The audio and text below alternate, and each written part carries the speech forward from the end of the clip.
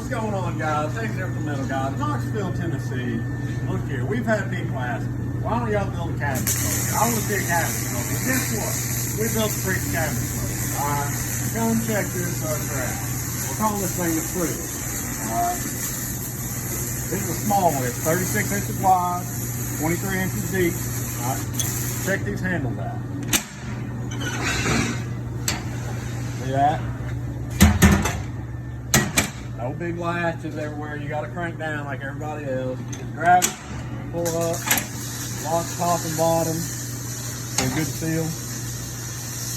This has got 3 32 by 22 grates in it. 1/4 inch plate steel. We can cut a custom design in there for you. Guys, there's not much we can't do, all right? Of course, this one's reverse flow, so it's got our removable reverse flow plates in there. You can pull them out for easy cleaning. Of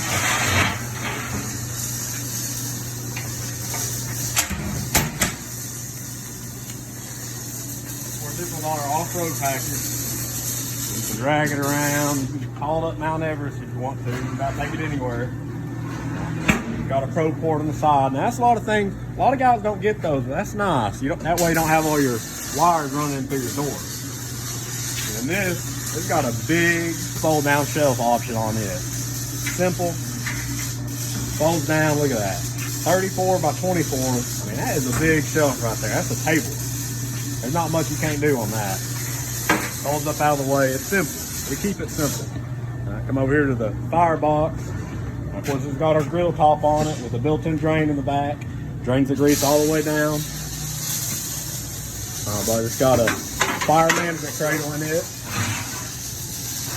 And of course, got an ash clean out at the bottom. And we got the damper here. All stainless steel accents everywhere. I mean, this thing is bad to the bone.